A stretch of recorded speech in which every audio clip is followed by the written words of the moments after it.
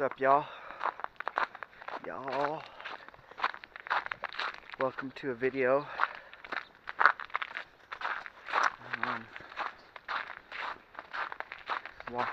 Walking my way to wellness. I thought I'd talk about something that happened to me yesterday. It snowed yesterday, and so I went out to go shovel, and I ended up using the snowblower because it was just easier and more efficient. It went quicker. But what I didn't realize is that the exhaust from the snowblower triggered a memory in me. It triggered an emotional response.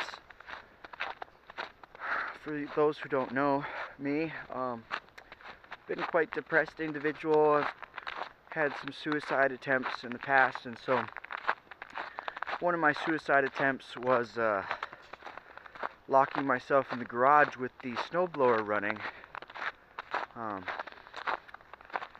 Yeah, that wasn't very fun. So, smelling the exhaust from the snowblower triggered an emotional response from that event, which made me angry, which made me upset, because I was angry and upset in that moment. So, what I wanted to get to was a great big realization that I had with memories and things that trigger memories and emotions. Your emotions are tied to memories, and depending on how you interpret a memory is what kind of emotional response it will give you. So I got triggered by this exhaust, and it brought up all these emotions. So later I took a shower to get the smell off of me, but I had this really cool realization to think about it in a different way. So instead of every time I smell this exhaust, instead of thinking about the time that I almost killed myself, I can recontextualize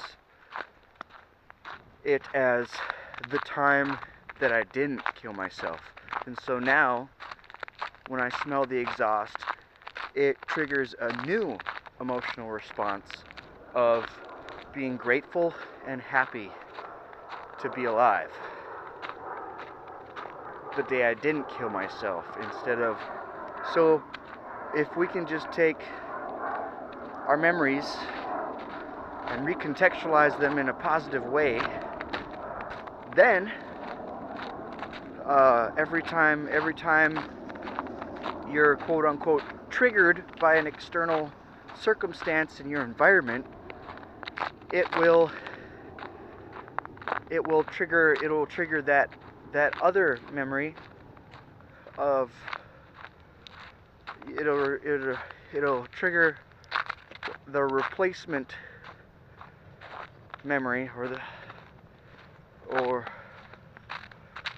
I don't know. I hope that's making sense. So every time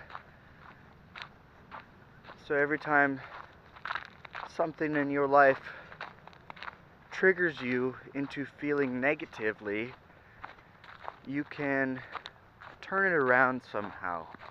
You can see it in a different way, a positive way. Put a positive spin on things. So that's what I'm going to try and implement now in my every waking day life.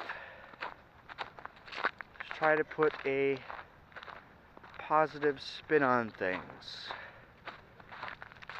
So yeah, it's making me think a lot about um, these negative emotions that come up,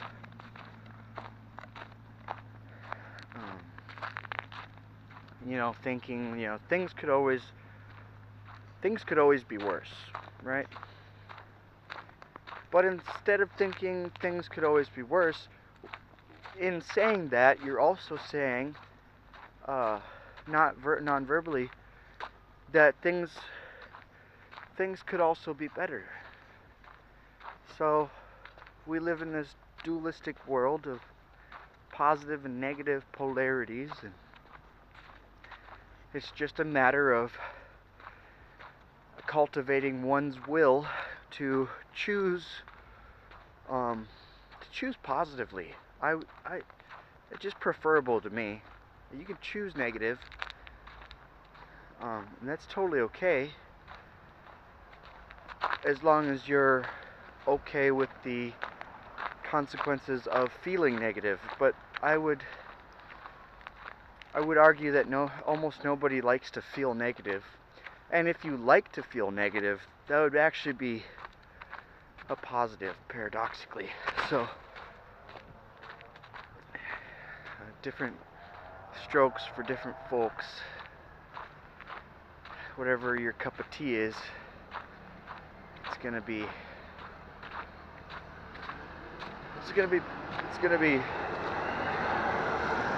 relatively positive. I don't know.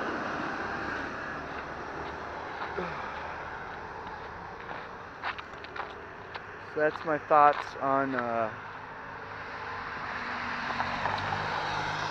recontextualization, memories, triggers, and emotional responses. God, this really weird colors. And I just thought if I found that interesting, so I'd share. That's all for this video. Thanks. Bye.